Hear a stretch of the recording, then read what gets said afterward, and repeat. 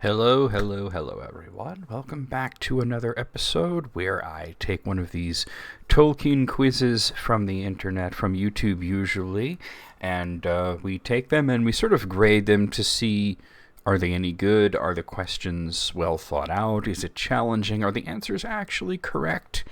Is there only one correct answer for each question? Because a lot of times we run into that problem where multiple answers are correct. But anyway, this one is from Creatopia. It is the Nerd and Pop Culture Quiz, the Lord of the Rings special. Well, it says Lord of the Rings, and this always sort of gives me a little bit of pause when they forget that the title of the book is The Lord of the Rings. It doesn't seem like it's that big of a deal. But it's sort of like that Star Trek episode where Dr. Pulaski calls Data, and he says, it's Data, and she says, what's the difference? And he says, well, one is my name and one isn't. And let me tell you, growing up as a kid, that was my favorite show, and Data was my favorite character, and I just hated Dr. Pulaski because of the way she treated him. Eventually, she sort of came around, and it wasn't so bad, But I was happy when season 3 came out and she was gone. But here we go. Let's see. Let's take this one and see what it's all about. For your journey to Middle-earth. This Lord of the Rings I feel like I missed something there. Are you prepared for your Okay, so starting off with Maigavanen, which is an Elvish greeting, which is sort of like their version of hello. It's sort of just a generalized greeting. So right there, we're getting a little bit of Sindarin, very well pronounced. So I'm feeling a little positive about this. Let me see, how many views does this video have right now? And let's see. So this has like 15,000 views, only 882 subscribers though. That seems like they would have a lot more than that. But we're off to a good start here. Middle-earth. This Lord of the Rings guessing game shall lead you through 30 questions. Well, I'm hoping it's not a guessing game. 5 rounds, okay. The ahead will consist of 5 rounds. Round 1 brings forth 10 miscellaneous questions. Gandalf's Roam firework. across Middle-earth in round 2. Places. The third round shall strain your memory. Alias. Oh, I like that Round part. 4 follows the journey of the ring. Okay. We will close with 5 formidable questions, each worth 2 points. Formidable questions. Interesting. All right, let's see. So Gandalf's firework is the sort of potpourri, the miscellanea, the trivia. What is the name of the continent where the Lord of the Rings takes place? So this is, right here we can see they do include the word the, so they got the name of the book right this time. I don't know, it doesn't take that much to include that. The continent that the Lord of the Rings takes place on is called Middle-earth. A lot of people think that Middle-earth means something along the lines of Earth in a sort of Middle Age sort of society, and that's not really true. Or they think it's just like the name of Earth, that this is Earth. The planet that it takes place on is actually called Arda, which is what the elves call it. They were, as far as we know, they were the ones that gave the name to the planet. I don't know what they called them in other cultures, except that Arda means Earth, and it is supposed to be our world of the distant past. Now, of course, it's not historical in any sort of way. It doesn't take place in any sort of Middle Age or medieval sort of period. It's supposed to be this mythological past, prehistory. And Middle-earth is from an old Anglo-Saxon word, Midgard, which is middle yard. And it essentially does mean sort of 2 things. Middle, sort of referring to the area that is between the heavens and the underworld. But the literal sort of meaning of Midgard is the dwelling of man.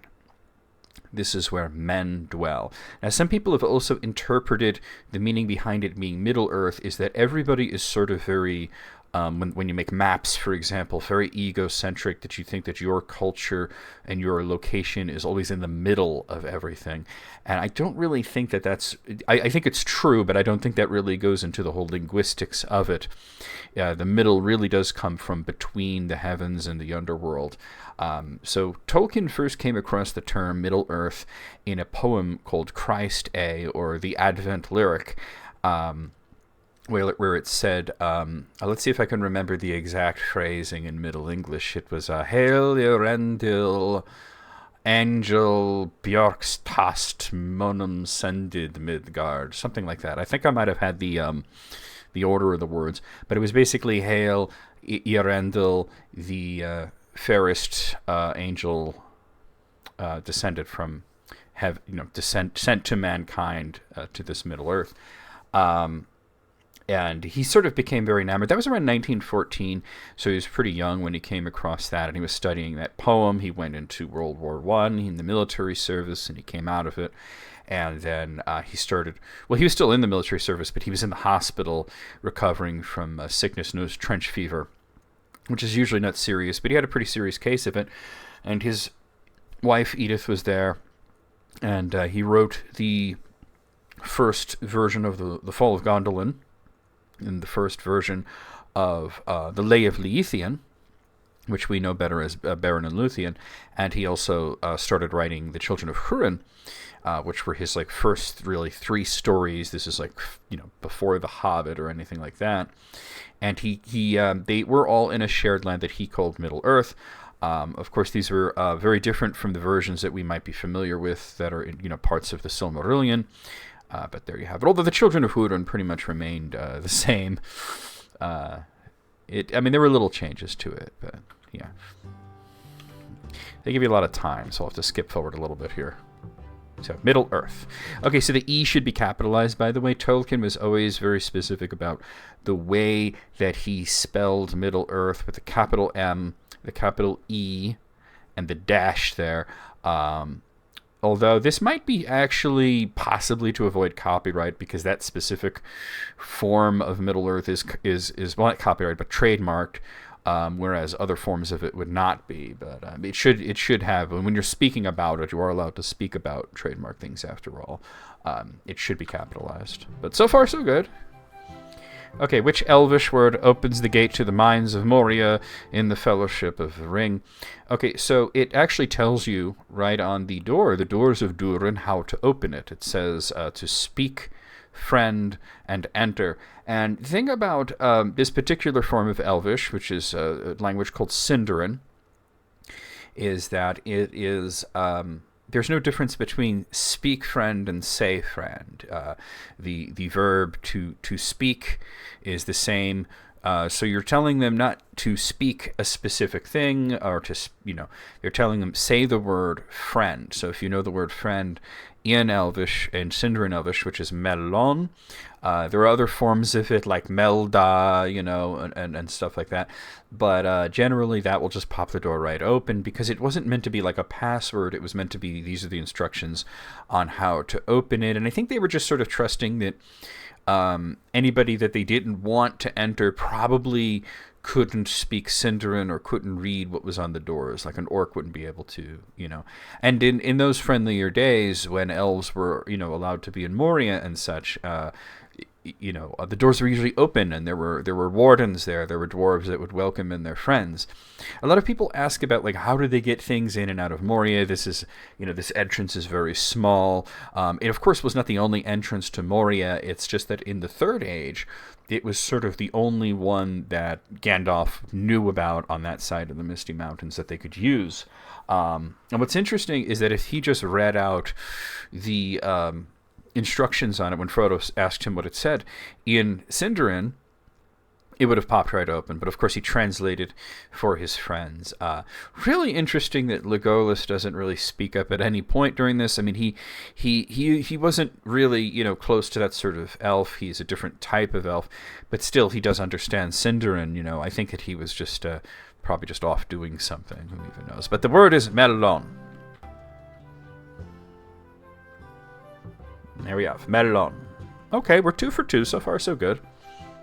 Which vegetable is Merry holding in his hand when he says he might have broken something in the first movie? Okay, so this is a very movie specific. Obviously, this is not a scene that was in the book. It was a carrot, and this was when they took a little tumble sort of down a culvert, and Merry had the carrot in his hand, I believe, and he said, "I think I broke something." In the book, actually, Merry wasn't yet traveling with them at that point. It would have only been Frodo and Sam and Pippin up until the point where they meet Farmer Maggot, and then he takes them to where the ferry is, and that's where they meet Merry.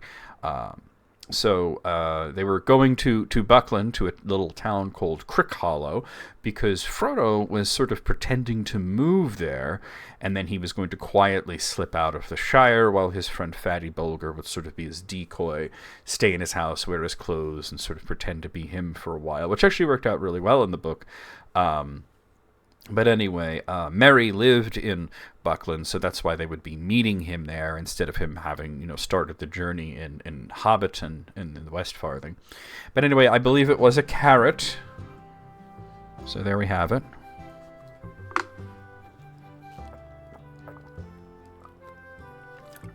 Yeah. Where is the One Ring destroyed? Okay, so the One Ring is destroyed in a country called Mordor, in a specific location, which is a mountain known as Mount Doom. That's how you would say it in English, or the interpretation of the common speech, which is called Westron. There were other names for it. The elves called it Orodrun, which translates to the Red Mountain, and in Gondor, because Gondor had their own dialect of Sindarin Elvish, they called it Amon Amarth, so which actually translates to Mount Doom. So, and specifically, because let's see, this might get a little more specific. I think the answer is going to be Mount Doom, but they might be very specific and say Samath Naur, which is the place within the mountain where the ring was destroyed. And Samath Naur is essentially the forge where the ring was made, and it translates to the Cracks of Doom. Let's see.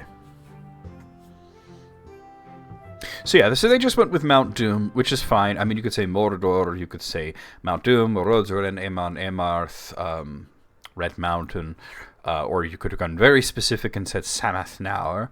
But, yeah. Who is with Frodo when he faces the ring wraiths at the ford of Bruinen? Half a point each for the book and for the movie. So this is interesting because I see where they're going with this. And they're sort of wrong here. So we'll see. I think they're going to be wrong. So in the movie, it was absolutely Arwen. Arwen basically scooped up Frodo on a horse named Asfaloth and basically rode him to Rivendell. And when they got to the ford of Bruinen, the ring wraiths were there, and she faced them, said, if you want him, come get him, and then she flooded the river. And a lot of people would say, ooh, I know who was with him in the book. It was Glorfindel. And that's actually incorrect. Frodo was alone in that scene in the book. He did not have anybody on the horse with him. It was the same horse, Asfaloth, which was given to him by Glorfindel. They had been traveling with Glorfindel for a little while, and then when it became very obvious that the Nazgul were closing in on them and things were becoming very dire, he put Frodo on his horse and told him to ride ahead to Rivendell and not to stop or slow down for anything. And, of course, Frodo didn't listen, because when he saw that his friends were in danger, he did stop and face the Nazgul, and he on the horse, and he held up his sword, and he invoked the name of Elbereth, which is the Sindarin name of Varda, the mother of the stars. She's one of the Valar. She's sort of the queen of the entirety of the earth, along with her husband, the king of the world, which is his name is Manwe. So they're sort of the two head angels that preside over Middle-earth and over the Undying Lands. And he invoked the name of Elbereth, and then he passed out. And and what happened was the river did flood, just like in the film, but it was not caused by Arwen. She wasn't present. It was caused by Elrond and Gandalf, who were nearby, and it didn't get all of the Nazgul initially. It got 3 of them, and then Glorfindel, who was behind the Nazgul, drove the other 6 into the river, and that got them all washed away as well. So I'm thinking, it's going to say Arwen for the movie and Glorfindel for the book, but that's incorrect. Frodo was actually alone in that scene in the book. Let's see what it says. I'm excited to see what happens. I might have to leave a comment about this. So Arwen and Glorfindel. Yeah, see, Glorfindel wasn't with him. Frodo was alone. Glorfindel was with Aragorn and Merry and Pippin and Sam on the other side of the river. So, close. I give you half a point for that. Okay, sort these characters from youngest to oldest. So we have Aragorn, we have Galadriel, we have Bilbo, and we have Gimli. Now, the youngest of these is absolutely 100% Aragorn. Now, we're going to use the end of the Third Age / the beginning of the Fourth Age as our sort of barometer here, when Frodo and Bilbo and Gandalf and Elrond and Galadriel and Gildur all sailed to the west. They left Middle-earth to go be in the Undying Lands. So at this point, Aragorn would be the youngest. He's not present in that scene, but he's 88 years old at that point. The second youngest would be Bilbo. Bilbo is 131 years old. He was the oldest hobbit to ever live. At least that's what he said. Of course, Gollum was older than him. Gollum was dead at this point, but Gollum lived a really long time because of the One Ring, and Bilbo lived a really long time because of the One Ring. And it's interesting because when Bilbo was showing, signs of not really aging, Gandalf was concerned that this ring might be causing it. He didn't know it was the One Ring at this point, but he was a little concerned.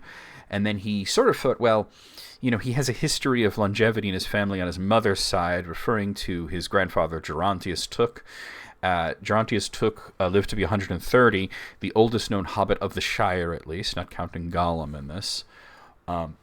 And at this point, Bilbo was older than the old Took. He was 131 years old, or at least not older, but more long-lived, we would say. Gimli, I forget his exact age at this point. I think he's about 139. He's slightly older than Bilbo. I know he sails to the west when he's pretty old. He's like 262 years old, but that's in the Fourth Age. That's later on. But I believe he's around 139 years old, just a little bit older than Bilbo. And then Galadriel, she's an immortal elf. She was born in the First Age. She's older than the sun. She's older than the moon. She's about 8,000 years old. She's probably, at this point, the third oldest elf that is in Middle-earth, with, of course, Círdan being the oldest elf in Middle-earth, and the second is her husband, Celeborn, who's a bit older than her. But, so Galadriel's the oldest, and then Gimli, Bilbo, Aragorn. Interesting question.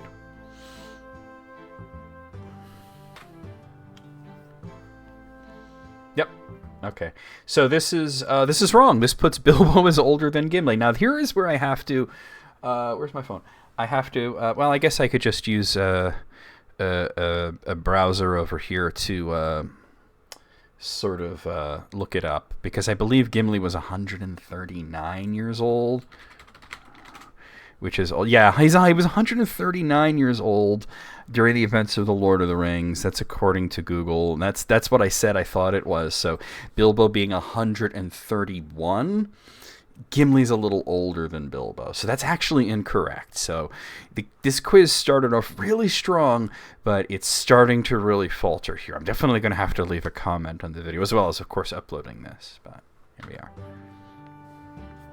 I'm sure other people have pointed it out. Which fields are located between the cities Osgiliath and Minas Tirith? Okay, so I'm supposing they're talking about the Pelennor fields. Which is the Pelennor. It's not that it's specifically located there between Minas Tirith and Osgiliath, but it's the field that surrounds Minas Tirith, and Osgiliath is just sort of on the other side of the eastern part of the Pelennor fields. So, but that's what they're looking for, is Pelennor. 8. Who are Denethor's sons? Half a point each. So his older son was Boromir, and his younger son was Faramir. Really easy there. If you don't know that. No, Boromir would have gotten the question right. Okay, what type of consumable is Old Toby? So Old Toby is a strain of pipeweed, which is a form of what Tolkien called nicotiana, or tobacco, which is made in the Shire. Pipeweed, exactly. All right, 10th question. Match these actors to their roles. So let's see. So Éomer, Pippin, Legolas, and Elrond. Éomer was played by Carl Urban. Pippin, he was played by Billy Boyd. Legolas by Orlando Bloom, and Elrond, of course, was played by Hugo Weaving. So, and I think anybody who's seen the films can get that. There we are. Let's make sure it all okay, they got it all right. Okay, so now we're moving on to places. Round 2, places. So round 1, a little shaky there. Which place is this? Location, landmark, wait. Oh, I see. They're going to give you a location, a landmark, and a historical fact for each, I guess. So location, crossing of the Great East Road and the Greenway. Landmark is the Prancing Pony. Historical fact, one of only a few settlements with both men and hobbits. So they're talking about Bree, which is the biggest village in a place called Bree Land, which is sort of the most inhabited part of Arnor, other than the Shire. The Shire, of course, only has hobbits in it. There are other people who live in the, this area of Eriador. There are dwarves to the north, and of course there are trolls around, but and there are other little villages dotted there, but this is specifically about Bree. I wonder if that's what it's going to be. They're going to give us a location, a landmark, and a historical fact. So let's see how quickly I get it. So south of the Misty Mountains, that could be a lot of different things. The thing that I'm thinking of is we're probably talking about Fangorn Forest. But let's see. Landmark, a black tower in the middle. So we're actually a little bit to the west of Fangorn Forest in Isengard. That's the answer that we're looking for. Isengard. Home to one of the Astari, of course referring to Saruman the White. Isengard, that whole area is part of Gondor, and even though it's very close to Rohan once was part of Gondor. It was a region of Gondor called Kalinarthan.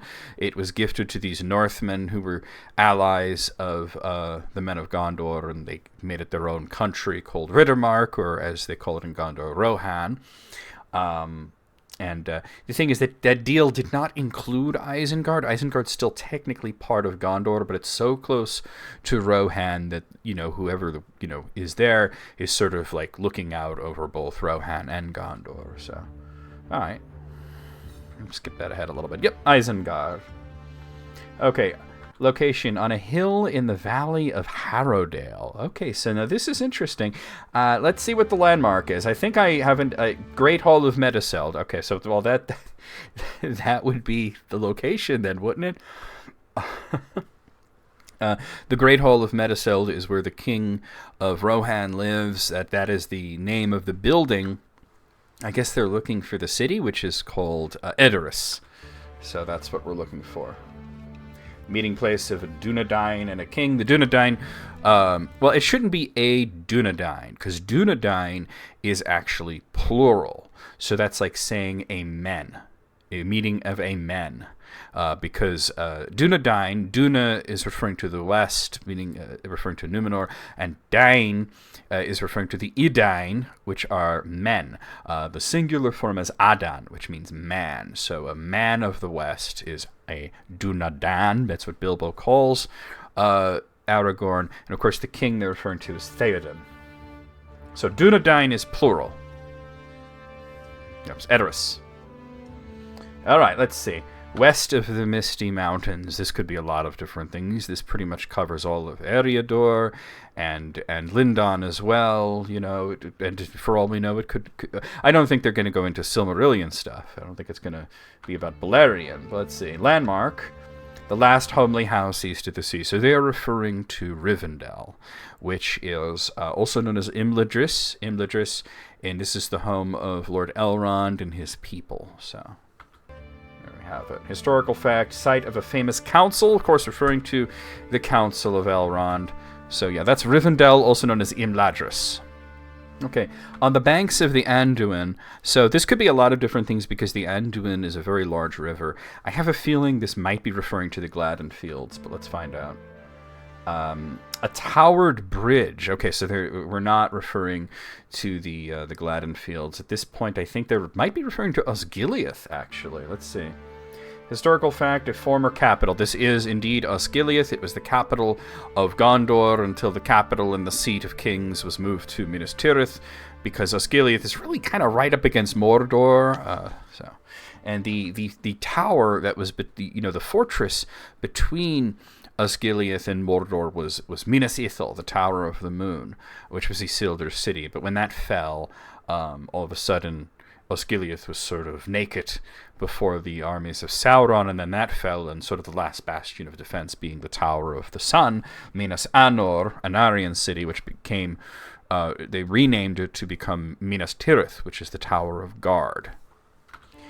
You shall not pass without subscribing. I don't think I'm going to subscribe. I just wanted to play this one quiz. Alright, so Aliases, I think I'm going to have a lot of fun with this one, because most of the characters have multiple names. Who did these names refer to? Okay, here we go. What is the more common name? Strider. Wait, 15 and a half. Well, this is Aragorn. He has a lot of names. Strider is the first name we know him by. Yep. I don't know why it says 15 and a half. Mr. Underhill is Frodo. It was an alias he went under in the early portion of his journey. Yep, that's Frodo. Sharky is a sort of like a mishearing, I would say, of the Orcish word Sharku, which means old man, and that's what the Uruk-hai of Isengard called Saruman. Well, he heard it as Sharky, and he thought, well, that's sort of a term of affection, and I think it was meant as a term of affection. I think they were sort of referring to him as like dad, old man, But that's referring to Saruman the White. Saruman of many colors.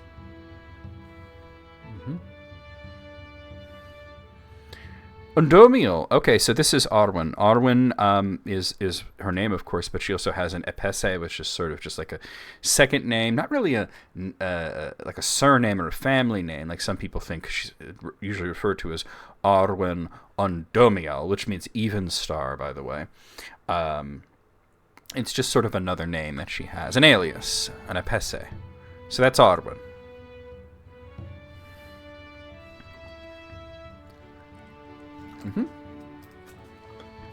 Mithrandir is what the elves call Gandalf. It means Grey Pilgrim. He has a lot of other names. His real name is actually Olorin, but when he came to Middle-earth, he obviously did not use his real name. The elves started calling him Mithrandir. Gandalf is a name that the men of the north of Middle-earth called him, which means elf, wand elf, really, because Gand means cane or wand, and Alf, like elf. He's also called Tarkun, Stormcrow, and Icanus, and all sorts of other names, That's Gandalf. Orald. Oh, okay, wait a minute. I don't think I know this one. I've never heard the term Orald before. Orald? I don't think I've come across Orald. What is this going to say? Tom Bombadil. Now, I mean, this might be from one of the poems. Let me see. I have them right here. Let's see. I have the Adventures of Tom Bombadil right here, but I don't remember him being called Orald. Old Tom Bombadil was a merry fellow. Bright blue his jacket was, and his boots were yellow. Green were his girdle, and his breeches all of leather. He wore on his tail hat a swan-wing feather. He lived up in the hill where the withy windle ran from a grassy well down into the dingle. Old Tom in summer-time walked about the meadows, gathering the buttercups, running after shadows, tickling the bumblebees that buzzed among the flowers, sitting at the waterside for hours upon hours. There his beard dangled Long down into the water, up came Goldberry, the river woman's daughter. Pulled Tom's hanging hair, in he went a-wallowing, under the willow lilies, bubbling and a-swallowing. Hey, Tom Bombadil, whither are you going? Said fair Goldberry, bubbles you are blowing, frightening the finny fish and the brown water rat, startling the dab chicks and drowning your feather hat. You bring it back again, there's a pretty maiden, said Tom Bombadil, I do not care for waiting. Go down, sleep again, where the pools are shady, far below willow roots, little water lady. That's a little bit of the adventures of Tom Bombadil. I'm sort of scanning the rest of it, and they always refer to him as Tom. The other name that I know him by is an Elvish word, which I believe is Ben Adar... Ben Adar Hein, I want to say. It means eldest and fatherless. But let me. Well, that's not the right one, but I can bring that over here. Let me look up this name, Orald. I don't think I've ever heard this before. So this is that the Northmen called him that. What is the source on this? The text is very small. We're gonna have to blow this up. The name used by Northern men for the being known to the hobbits is Tom Bombadil. Orald comes from Old English, representing the language of the Rohirrim and their forebears, in which language it means very old or very ancient. Yes, but what is the source on this? Yeah, this is some sort of, it's called the Encyclopedia of Arda, and this is immediately what came up when I googled Orald. But there, I don't see it. Okay, well, let's check out a different wiki. There's the Tolkien Gateway, which they do mention Orald here.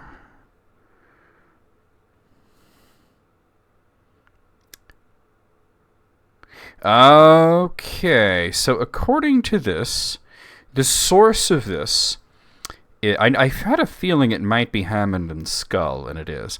So there was a book called The Nomenclature of the Lord of the Rings, which was written by these Tolkien scholars named Wayne G. Hammond and Christina Skull. Well, that's not the book. That's the section of the book, actually. It was a Lord of the Rings, a reader's companion, and they're saying this appears on page 76. The problem with this is that they are saying that because Orald is an Old English name, or an Old English word, really, that means, oldest, that might be what the Eotheod would have called him. But Tolkien didn't write that. That Tolkien never wrote that. And there's a similar thing here also from the same source, saying that the dwarves would call him Forn, because that's Old Norse, and there's some similarities between the little bit of the Dwarvish language that we know of and Old Norse. But this is really... Oh, and the word I was looking for is Inawain ben Adar, which is what the elves called him. And Inawain ben Adar is absolutely canon. These other two names, Orald, not canon. As far as there is a canon, it's something that a Tolkien scholar came up with, and it was put into a book, and it was accepted as true by the internet because it is sourced. But the source in this is not J.R.R. Tolkien, and it's not his son.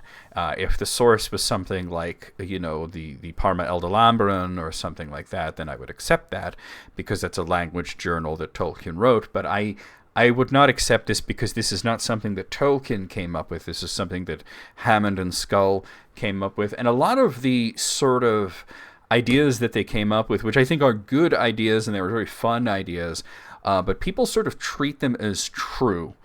And that's not necessarily facts. It's really a form of sub-creation, of which the modern sort of nomenclature for sub-creation is fan fiction. And I do not say that it is a bad thing to do that, but we have to identify it for what it really is, that it is fan fiction.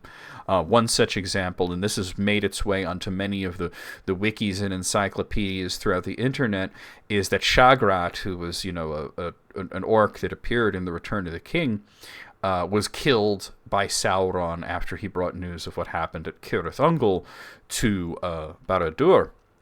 And we don't know that because there is no scene depicting that. Tolkien never mentioned it in the appendixes. He never mentioned it in his letters. He never mentioned it in any of his journals or anything like that.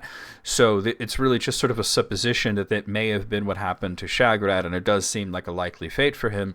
But at the same time, we shouldn't accept it as hardcore facts. So in this case, a little bit of fan fiction is creeping in here. Orald is an excellent supposition of what the Eotheod and therefore the Rohirrim may have called Tom Bombadil, but it is not anything that Tolkien came up with. So the Necromancer. So I have a gaming channel on Twitch, and my name on there is NecroVMX, and the VMX thing is a bit complicated, but Necro actually came from the Necromancer. I came up with the idea of calling myself that on the internet when I was 17 years old. This was, in the late 90s, and I never changed it because it's sort of become like just I'm stuck with it, But that's Sauron, although his real name is not Sauron. That's just what the elves called him because they hate him. They called him Gorthaur the Cruel, or they called him Sauron the Abhorred. His real name is Myron, but this is, of course, referring to Sauron. That is the most common name that he would be called by.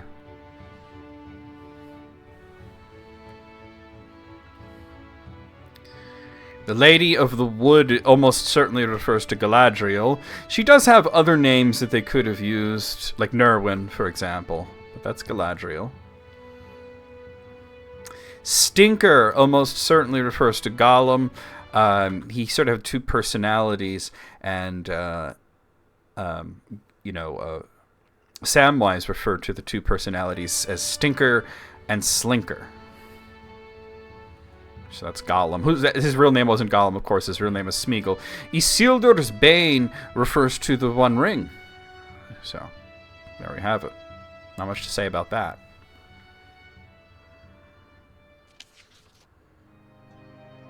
The Journey of the Ring. So we're in the third section here, or fourth section actually. The third section went very quickly.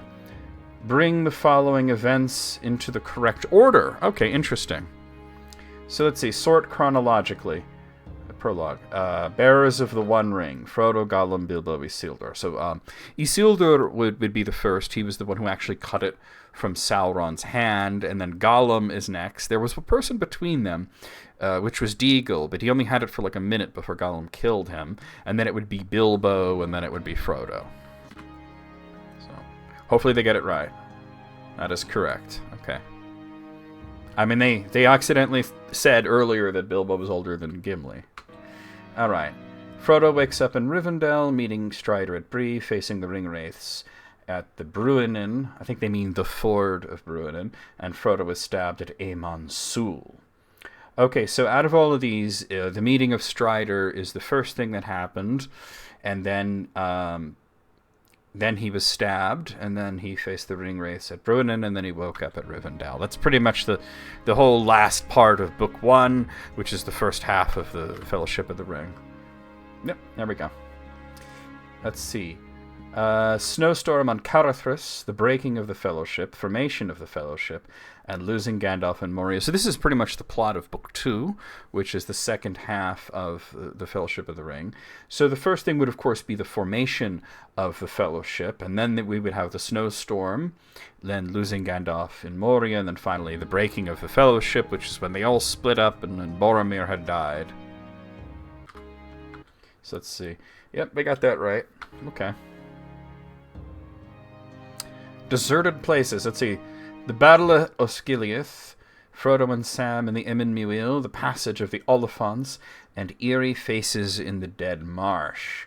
Okay, so going by, strictly by the book of the Battle at Osgiliath, I suppose that refers to when Faramir came to Osgiliath, but then again, I think this might actually be movie specific, talking about when in the film he dragged Frodo and Sam out to Osgiliath, and then he eventually let them go there. I'm sure that's what they're talking about, I think.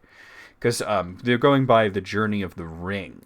So if it was the actual battle at Osgiliath from the book, the ring was nowhere around there at that point. That was quite a bit later, and Frodo had already, passed into the Emyn Muil and getting towards Mordor. So I guess I would say that since we're following the ring here, let's see. So the Oliphants was right before he met Faramir. So the first thing would be the eerie faces in the dead. Well, actually, I guess the Emyn Muil is sort of before the Dead Marshes. So, because it's just Frodo and Sam. Gollum hadn't joined them yet, so it'd be Frodo and Sam at the Emyn Muil, then the eerie faces in the Dead Marshes, and then the passage of the Oliphant, and finally the Battle at Osgiliath. I'm guessing that's what they're asking for. This is sort of movie specific, I think.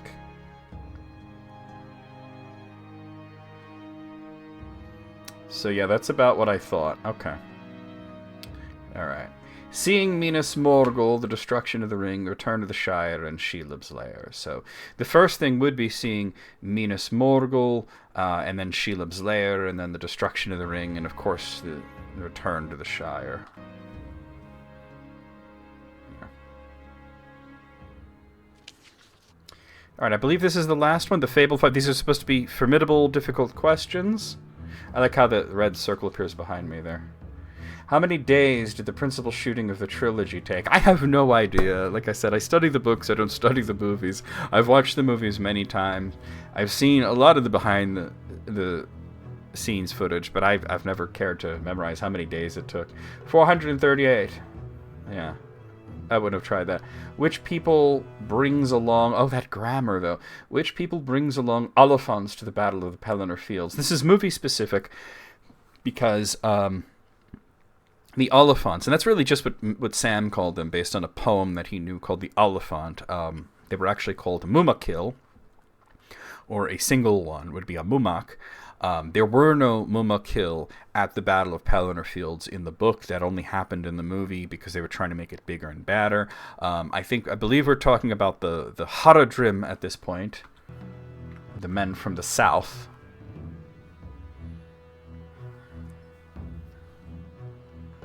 The Haradrim, which literally just means men from the south, by the way.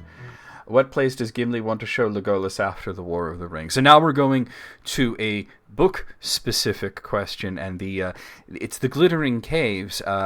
Gimli had ushered some of the civilians into the Glittering Caves during the Battle of Helm's Deep, and he loved it. He thought it was wonderful.